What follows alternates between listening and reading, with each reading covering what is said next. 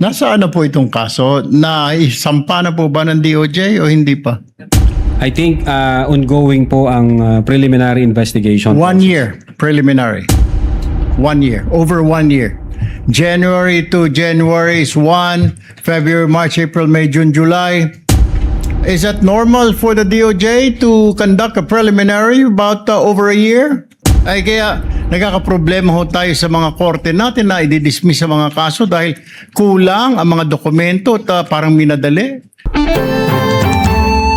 Mr. Witness, kailan ba talaga finale itong kaso laban kay VP? Yung una na affidavit po, Your Honor, nag-file kami January 30, if I'm not mistaken.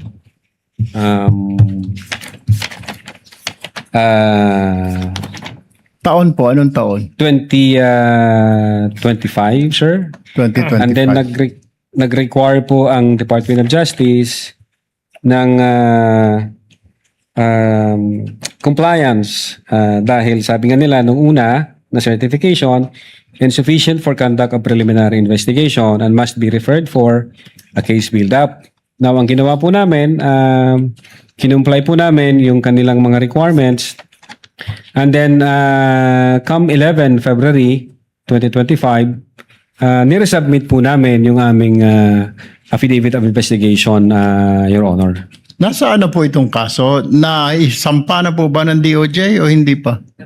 I think ongoing po ang preliminary investigation. 1 year preliminary. 1 year. Over 1 year. January to January is 1. February, March, April, May, June, July. Is that normal for the DOJ to conduct a preliminary about over a year, Mr. Witness? Di ko po masasagot, sir. Hindi ninyo Sorry po. masagot. Sa Could it DOJ. be, hindi po kayo nagtatanong sa kanila, Sir, ano ho problema? Bakit hindi po pa naisasampa sa korte yung aming isinampang kaso dito sa inyo? Hindi ho kayo nagtataka? Ang alam ko, sir, Your No, Honor, hindi kayo nagtanong po sa kanila kung bakit? May kulang pa po ba DOJ? Ano pong kakulangan?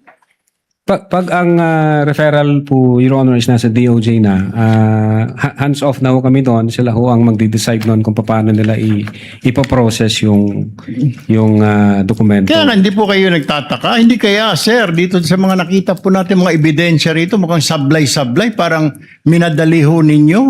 Ay kaya nagkakaproblema ho tayo sa mga korte natin na i-dismiss sa mga kaso dahil kulang ang mga dokumento at parang minadali.